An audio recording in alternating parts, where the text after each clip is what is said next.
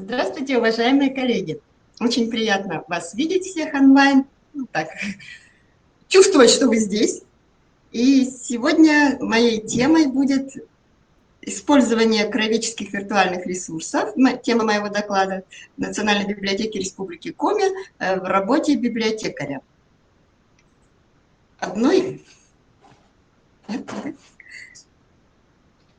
Одной из задач библиотеки Республики Коми является информационная поддержка образовательного процесса и культурно-досуговой деятельности.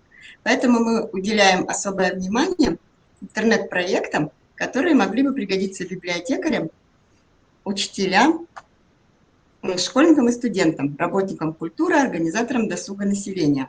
Я расскажу вам сегодня о реализации интернет-проектов Национальной библиотеки: культурная карта Республики Коми, мифологическая карта, литературные прогулки, Республика Коми и Большое кино, авторский микрофон, хронограф, театральная республика, мы из Коми. О некоторых вы уже слышали, о новых, вероятно, еще нет.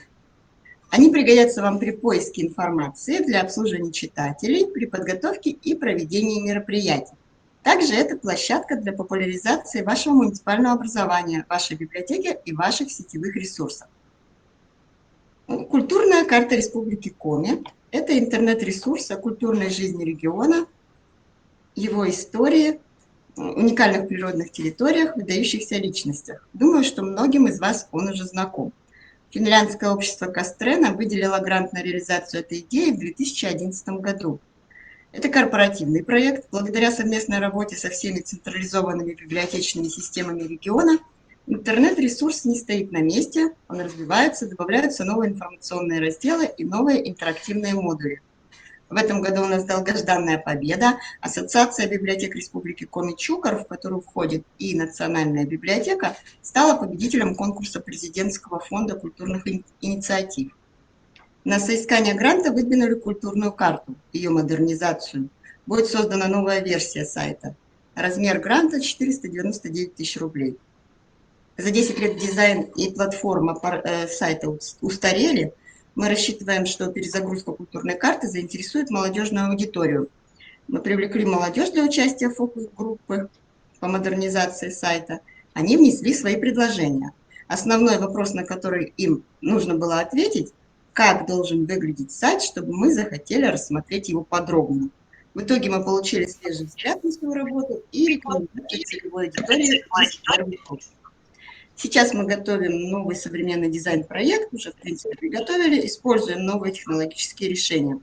В результате усовершенствовали поиск и навигация, появился набор фильтров, мобильная версия сайта. Сейчас карта имеет две версии, на русском и коми-языках. Новая версия сайта будет сначала только на русском языке, а вторым этапом уже будет подготовлена коми-версия. На главной странице сайта вы видите многослойную карту Республики Коми. Первый слой с городами, районами республики. Сверху дается информация о Республике Коми в целом, история Коми-края, административное устройство, ресурсы, промышленность, географическое положение, государственные символы. Далее ниже располагается информация по городским округам и муниципальным районам. Здесь есть те же разделы, добавляются еще особо охраняемые природные территории и туристские маршруты. Например, мы заходим с вами в Выжимский район, туристский маршрут. Дается характеристика этнографического туризма района, предлагающего гостям из других городов и стран познакомиться с бытом оленеводов ижемцев. Описывается этнотуристский проект Войлущик, северная деревня, праздник Луд, праздник охотников деревни Ласта, сплав по реке Ижме, туристский маршрут Черная Кедва, Велатур и район Ижма-Усть-Цильма. Тут же, как видите, даны координаты организаторов турмаршрутов, руководителей турбаз. Среди них Сизяпская библиотека, филиал номер 6, с экскурсией исторические места и памятники села Сизяпск. Здесь же можно перейти по ссылке на группу библиотеки ВКонтакте. Вторая карта на главной странице культурной карты – это брендовая. На ней отражены известные бренды Республики Коми, среди которых памятники природы и архитектуры, этнографические праздники и монастыри. Сейчас на ней 24 объекта. С каждого муниципального образования взято по одной-две достопримечательности. Ниже находится меню.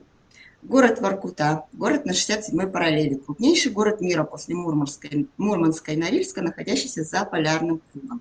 Национальные праздники Гудус, Целинская горка, село Иб, Финно-Угорский этнокультурный парк, Кажемский чугунолитейный завод, это Кайгородский район, столбы ветрёни Маньпуньор, знаменитый шедевр природы, одно из 7 чудес России, да, как вы знаете, село Куратово, старинное село в Сысольском районе Республики Коми, названо в честь Ивана Алексеевича Курата, знаменитого коми-поэта, родившегося здесь и прославившего свое родное село.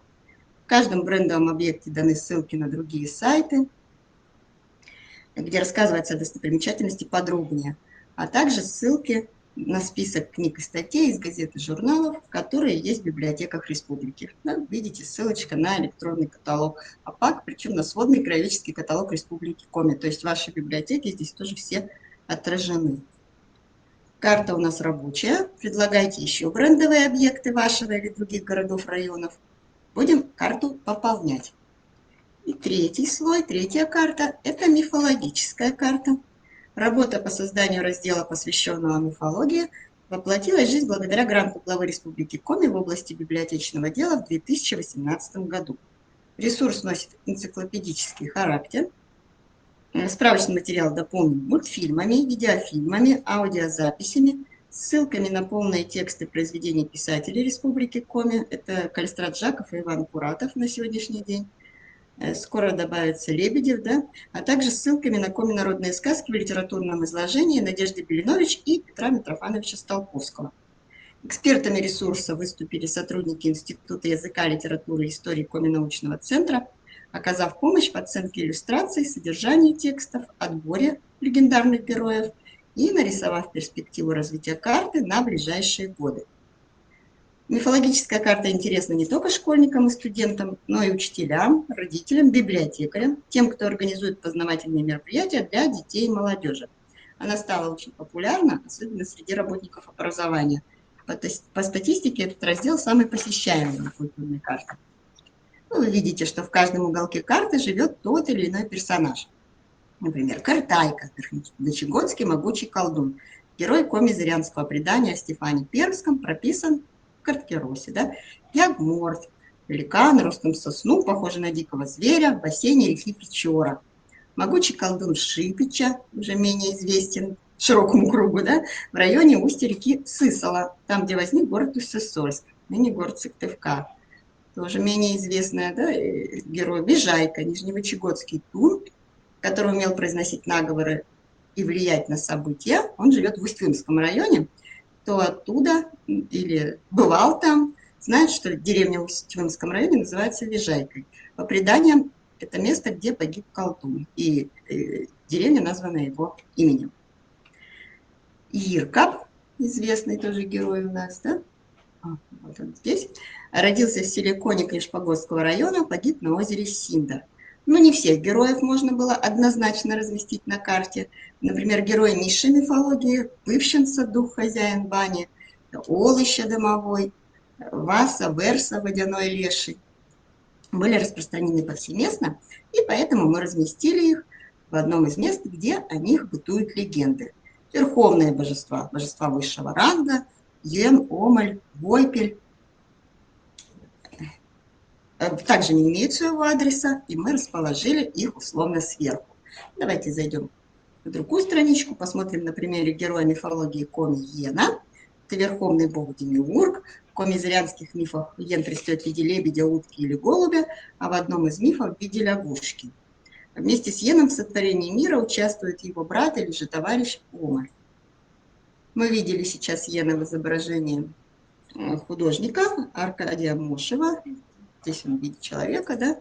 Перейти можно со страницы с описанием героя по ссылкам на другие страницы ресурса, на другие сайты, на биографии писателей и художников, на описание районов, в которых бытовали те или иные мифологические легенды. Образ Иена, мифы о сотворении мира привлекали коми-писателей и художников, конечно же. Да? Калистрат Жаков написал на эту тему 3 произведения. «Бегство северных богов», «Булей на небе», «Йен и Омаль». Чтобы прочитать эти сказки в электронном виде, перейдем по ссылкам на сайт Национальной электронной библиотеки Республики Коми.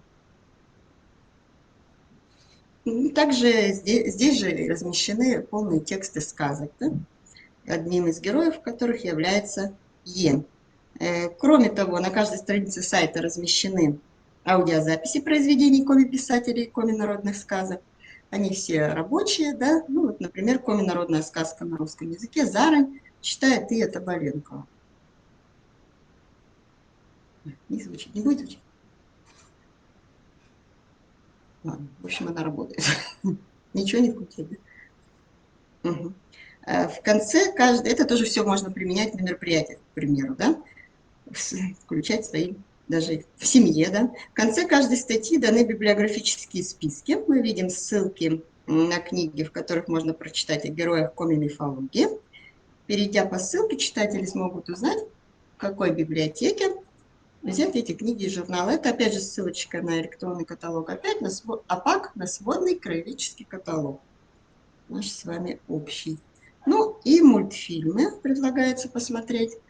«Гулень на небе» на коми-языке по произведению Жакова, мультфильмы «В общем» и «Сотворение мира» на коми и русском языке. Это все ссылочки, они переводят нас на YouTube, и мы можем этим воспользоваться. На страницах с другими героями мы также найдем мультфильмы «Ирка», «Походник и Чукля», «Пера Богатырь». На ура всегда проходит мероприятие по этой карте, документальный фильм про художника Игнатова и другие. Мифология – тема очень интересная и востребованная сейчас. Мифологическая карта содержит информацию на сегодняшний день о 30 героях коми-легенд. Список персонажей постепенно пополняется.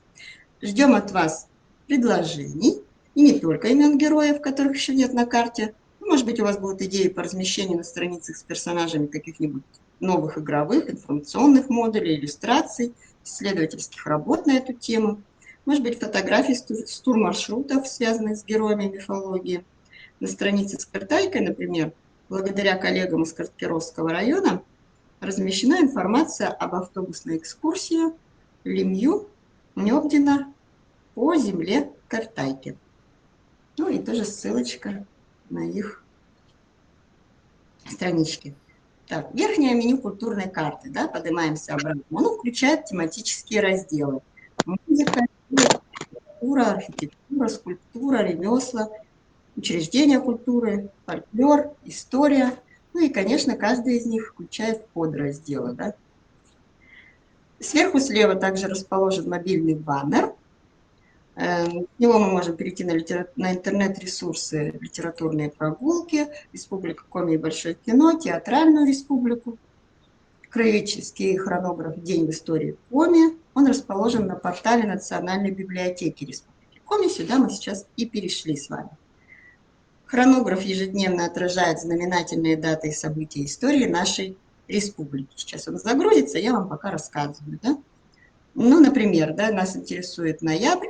Здесь вот есть меню, которым можно воспользоваться.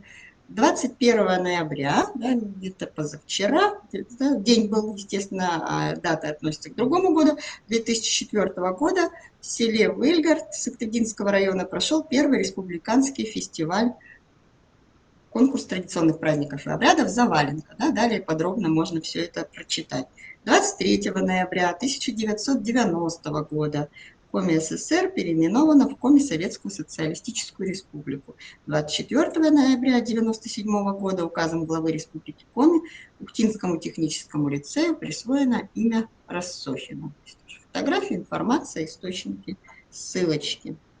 Можно посмотреть и по тегам, например, что вошло на сегодняшний день в хронограф по любому из районов, или поискать через тематические теги. Ну вот, к примеру, мы сходим посмотреть с вами, сколько у нас в Усть-Илимском районе, какие даты зафиксированы. Да? Находим Усть-Илимский район, видим, что их 25, вот, и видим даты, да, которые относятся к Усть-Илимскому району. Усть-Куломский район 15, Сыктывкар 177. Если введем слово «спорт», то увидим 18, Печора-Ялычский заповедник 6 и так далее. Опять же, я вас призываю присоединиться к этому проекту. чтобы прислать мне свои хронографы и даты, чтобы ваш район засиял на нашем портале всеми красками. Здесь же на портале библиотеки к столетию республики, это прошлый год, появился новый раздел. В разделе «Краеведение», да? Факты о Коме короткой строкой. Удивительные события, уникальные сведения о республике. Мы старались брать факты, не использованные в других подобных проектах. Ну, например, по подсчетам писателя и ученого Засадинского, средняя продолжительность жизни жителей Сусольского уезда в конце 19 года составила всего 21 год составляла. Причины. Какие были причины? Экономическая несостоятельность, конечно, болезни, усиленная смертность, плохое состояние школ, бедность. Смертность детей до 5 лет составляла тогда 54% общей смертности. Другой пример. Из всех трудностей, встречавшихся на пути во время экспедиции, самый большой исследователи Усинского края считали комаров. Приводятся отрывки из сочинений путешественников, тоже очень интересно читать. Усинские охотники разводили особую породу собак, известную в прошлом зырянскую лайку. У охотников существовала целая наука выбора щенков. Они умели по внешнему виду и поведению щенка определить его пригодность для охоты. На какого зверя он пойдет, когда вырастет. Особенно ценили щенки от породистых добычливых собак, то есть по наследству, передавались качества. 29 августа 1611 года была такая стужа, что устье реки Печоры замерзало. Лед пошел по реке и перервал все сети. Вот такой факт. В 20-е годы в столицу нашей республики пытались переименовать в город Владимир Ленин, может быть, слышали. В годы Великой Отечественной войны чемпионка Коми СССР по лыжным гонкам по лыжам Клавдия Лыткина вынесла с поля боя более 600 раненых бойцов. Эти факты можно использовать при разработке мероприятий, игр и викторин. Вот фотографии тоже все увеличиваются, скачиваются. Ну, давайте возвратимся на культурную карту и перейдем в раздел «Авторский микрофон. Сказка на ночь в каждом доме». Этот проект стартовал в рамках Года литературы при поддержке Союза писателей Республики Коми. Ресурс предлагает пользователям прослушать книги известных писателей в удаленном режиме. Художественные произведения на коми и русском языках озвучены сотрудниками библиотеки и авторами. Сказки на коми языке, авторские сказки. Елена Козлова Шундер читает автор. И сказки Соломонии Пылаевой и Валентины Ивановой на этой же странице. Сказки на русском языке.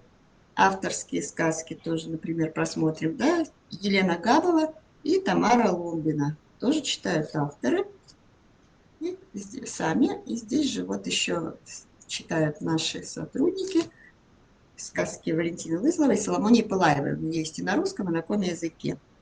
Народные сказки читают наши сотрудники.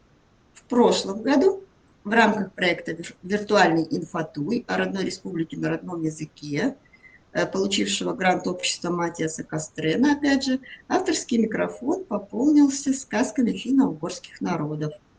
Это был хороший подарок для нас и наших читателей в год столетия со дня образования Республики Коми.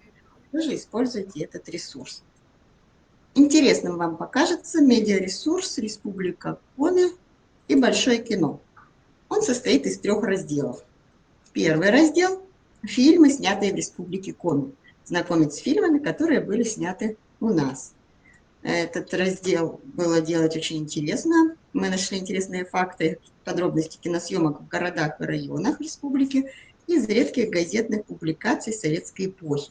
Дали краткую информацию о фильме, ссылки на фильмы. Также представлена библиографическая информация о фильмах, прикреплены сканы газетных страниц, что очень удобно. Давайте зайдем, например, на страницу с фильмом по прозвищу «Зверь». Это 1990 год.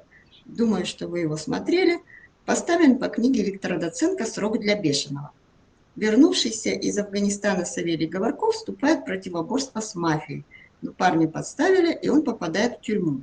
Зверь совершает побег, чтобы рассчитаться с врагами и спасти женщину. В главных ролях всем известные актеры Дмитрий Певцов, Армен Джигарханян, Татьяна Скороходова. У нас проходили съемки отдельных эпизодов фильма. Съемки прыжка главного героя в реку проходили в районе железнодорожного моста, который соединяет деревню Вагвазино и село Усть-Муд. Вероятно, вы там проезжали сейчас, там еще есть автодорожный мост рядом. Они вместе соединенные. Несколько эпизодов фильма были сняты на Сыктывкарском вокзале. В исправительно-трудовой колонии номер 1 поселка Верхничев снимали сцены о лагерной жизни. Съемки проходили с участием офицеров по режиму и осужденных, которые охотно помогали в массовках, разрисовывали актеров замысловатыми татуировками, а также выступали консультантами создателей фильма по специфике лагерной жизни.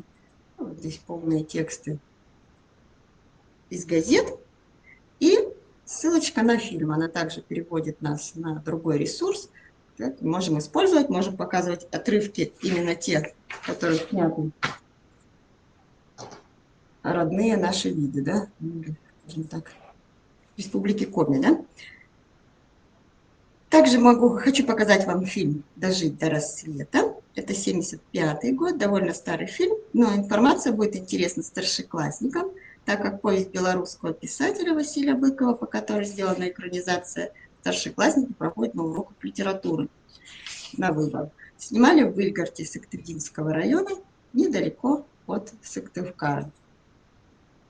Второй раздел Республики Коми «Большое кино», да, этого ресурса, знакомит нас с актерами, родившимися или некоторое время проживавшими на территории республики. Смотрите, тут тоже знакомые есть лица. Олег Ефремов, Марина Зудина, Екатерина Ковальчук, Владимир Меньшов, Екатерина Попова, Екатерина Шпица, ну, Евгений Урбанский, конечно, все тоже знаете. И третий раздел – фильмы, снятые по произведениям местных авторов. Знакомить с известными российскими фильмами, любимыми всеми, снятыми по произведениям местных и русских авторов. Работа над проектом позволила собрать воедино разрозненную информацию, достойный краеведческий ресурс, который будет интересен не только тем, кто помнит фильмы советского времени, но и молодому поколению, которое может гордиться родной республикой. По своему опыту скажу, что этот раздел на мероприятиях, на обзорах всегда привлекает много внимания. Следующий интернет-проект, который я вам хочу показать, это литературные прогулки по Республике Коми. Можно набрать в поисковой строке, а можно перейти с этого ресурса. Это виртуальная игра путешествия.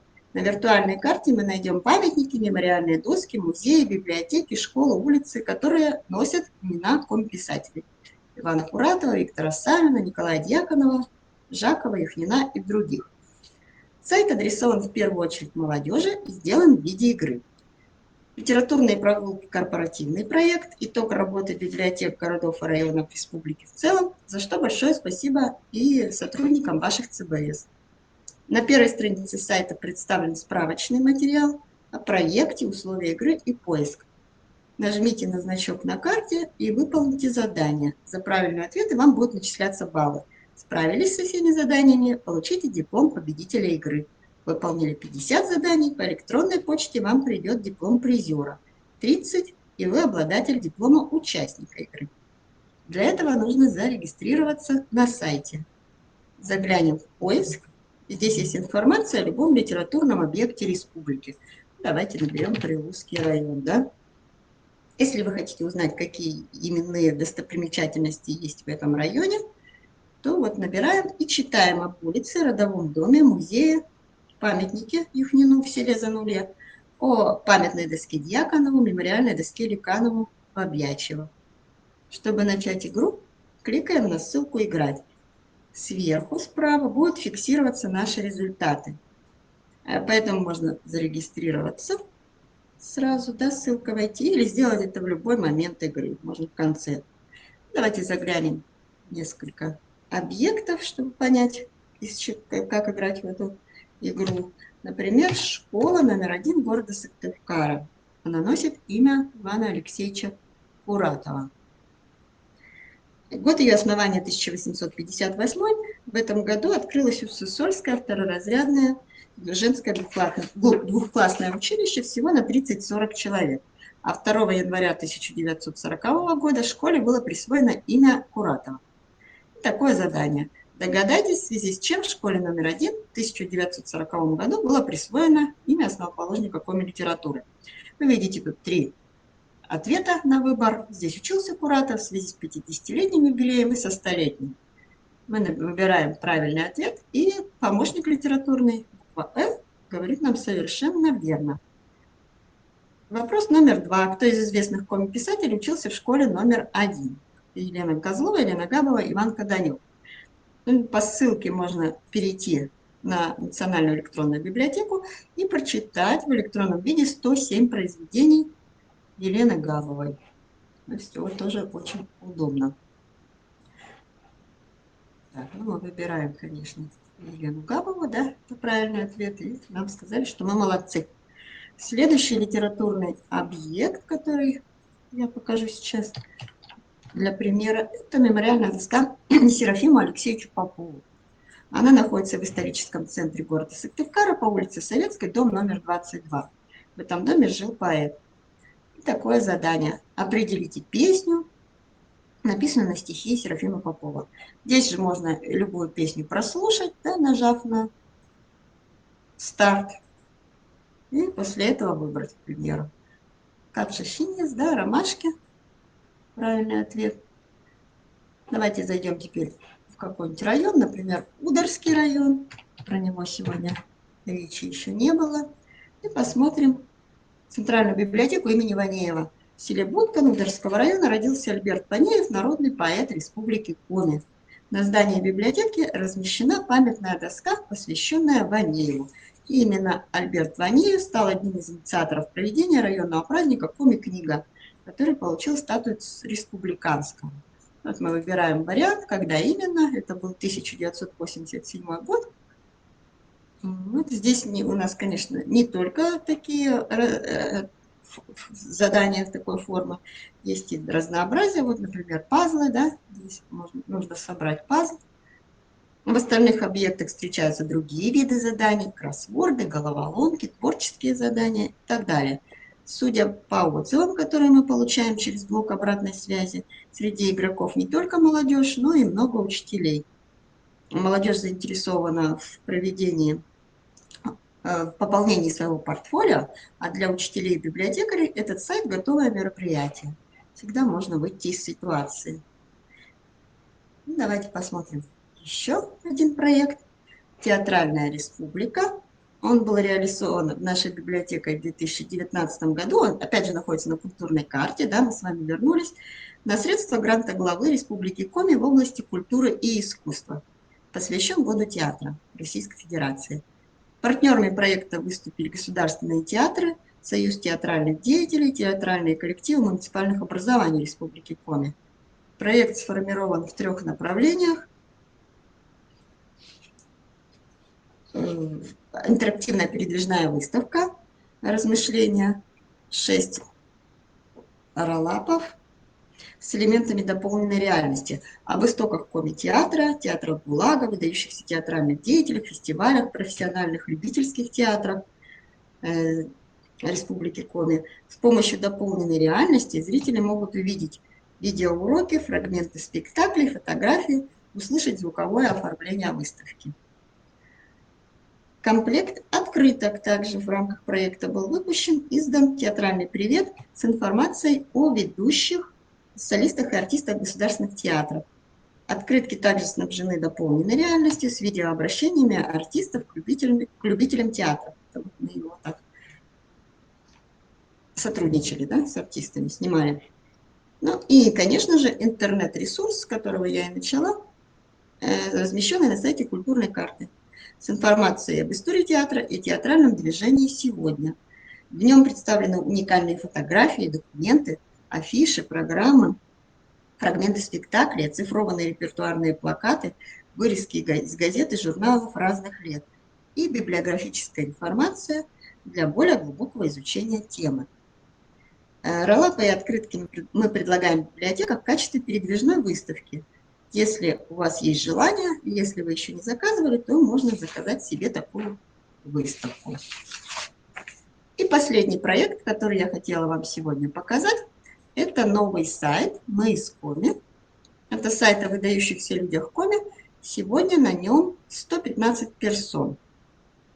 Главная цель проекта – представить имена уроженцев края, внесших значительный вклад в общественно-политическую, культурную, научную и спортивную жизнь России и зарубежья, сделать достоянием общественности их достижения с помощью интернет-ресурса, привлекательного для современного пользователя.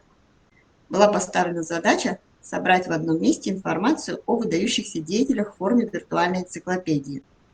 В рамках проекта доступны и материалы о деятелях, активно работающих сегодня, и о персоналиях XIX-XX веков, и даже раньше. Представлены не только всем известные деятели, но и ранее малоизвестные имена. На протяжении многих лет в отделе краеведческой и национальной литературы в традиционном каталоге собирается информация об известных людях республики. Нам было от чего оттолкнуться. При реализации проекта также была использована литература универсального характера, справочные издания районов и городов, сведения краеведов, родственников и друзей выдающихся деятелей, архивные материалы, публикации, газеты, журналы. Помогали и муниципальные библиотеки Республики Коми, музеи наших городов и районов, поделившись информацией, документами и фотографиями. На сайте предусмотрено 4 вида поиска. По категориям: государственные деятели, военные деятели, деятели науки, образования, спорта, медицины, культуры, искусства, литературные деятели. По месту рождения с карты мы можем переходить по ссылочкам. По фамилиям деятелям в порядке алфавита и по ключевым словам, любым. Можно написать профессию, географическое наименование, хронологическую дату, раздел науки, искусства. Написала живопись, мы нажала Enter, и мы перешли.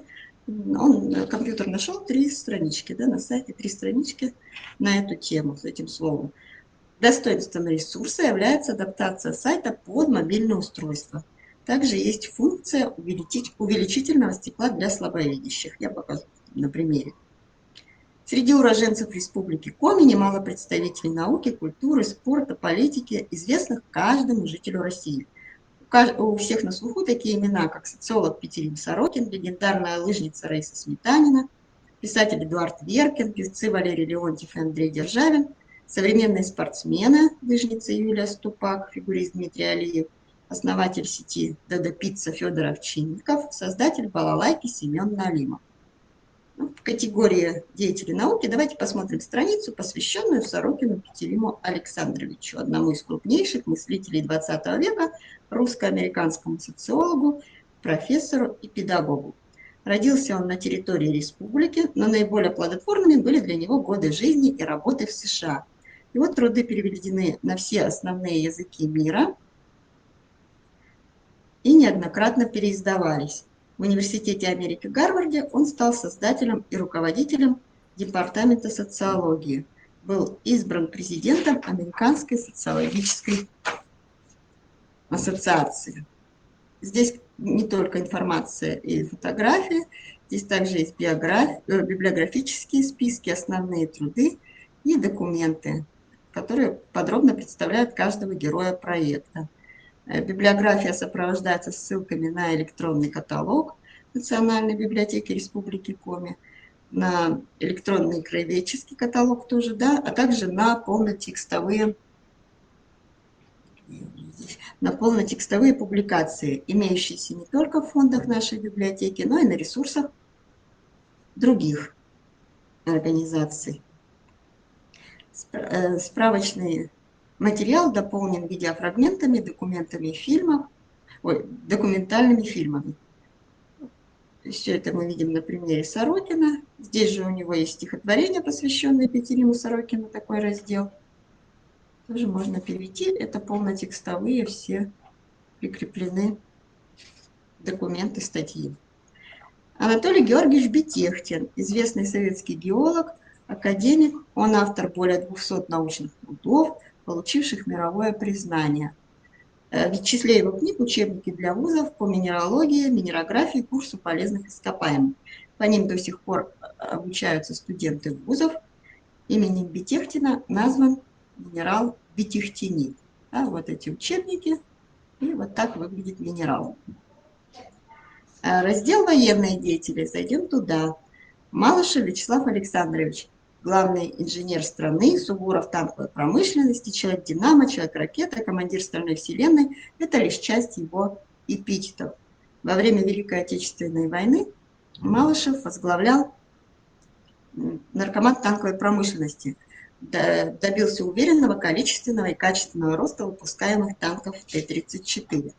Он один из организаторов атомной промышленности, фотографию можно увеличивать, первый атомный министр страны. Умер он в 1957 году от рака. Причиной болезни стала большая доза радиации, полученная на испытаниях первой советской термоядерной бомбы. Урна с прахом захоронена в Кремлевской стене на Красной площади в Москве.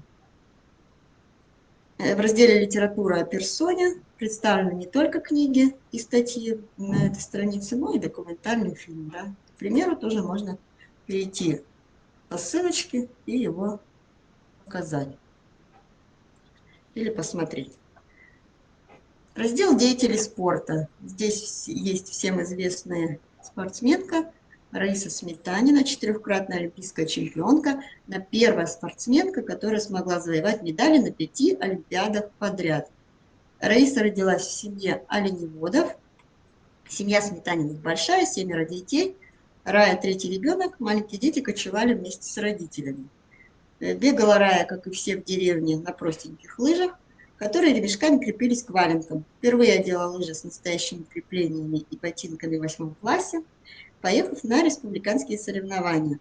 Лыжи были 41 размера, не Раисины, их дал на соревнования тренер районной спортивной школы. Тем не менее, она выиграла высокое 3-е место, и ее заметили. Современные спортсмены, да, например, Дмитрий Алиев, путь в спорте фигурист, начинал именно с лыжных гонок. Отец фигуриста Сергей Васильевич Алиев, директор Уктинской школы №1 в США, и тренер, подготовивший одного из лучших лыжников Коми, Станислава Волженцева. Естественно, в сыне Сергей Алиев видел будущего лыжника. Вот это Сергей Алиев. До 11 лет Дмитрий успешно совмещал 2 вида спорта, но потом сделал выбор в пользу фигурного катания, причем его первые тренировки проходили на замерзшем озере и на катке в обычном ангаре, так как в Ухте долгое время не было ледовой арены. В настоящее время Дмитрий Алиев, мастер спорта международного класса, чемпион России и Европы. Это единственный представитель республики, добившийся таких больших успехов в фигурном катании. Есть на сайте и не очень известные имена. Ваши читатели будут приятно удивлены, открывая для себя новые имена, не подозревая, что это наши земляки. Например, автором основного учебника «Геометрия» в советских школах с 1956 года по 1971 был Николай Никитин, уроженец города Усть-Сосольска. Или первым разведчиком в Китае был Владимир Панюков, первый коми-генерал, родившийся в селе Нюрдино Усть-Сосольского уезда, ныне Кировский район. Первооткрывателем нефти в Восточной Сибири является Василий Синюков, уроженец деревни Онежья, которая сейчас относится к Нижпогодскому району. Создателем вакцины от сибирской язвы ящера у оленей является Федор Терентьев, ученый, доктор ветеринарных наук, уроженец села Красногор Ижемского района. Сайт Моискоми адресован учащимся, студентам, педагогам, журналистам, краеведам, организаторам досуговой деятельности. На первом этапе были представлены персоны, чья творческая жизнь и личная карьера сложилась за пределами малой родины, а на втором люди, известные российскому и зарубежному сообществу, проживавшие и проживающие на территории республики.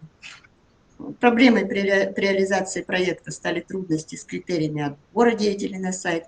Безусловным критерием является только географическая принадлежность к региону, факт рождения на территории Коми-края. На первоначальной стадии реализации проекта мы привлекали эксперта, кандидата исторических наук Алексея Рогачева для обсуждения деятелей, которых мы собирались разместить на сайте. Тем не менее, предложения от пользователей сайта к нам поступают постоянно.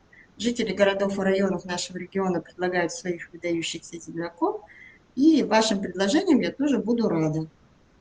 У меня все. Надеюсь, мой доклад будет вам полезен.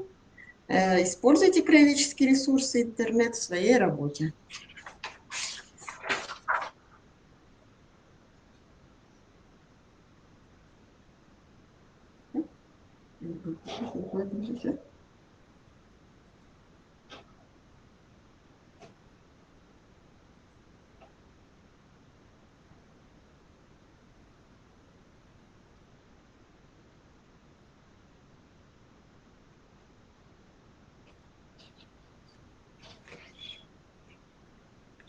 До свидания.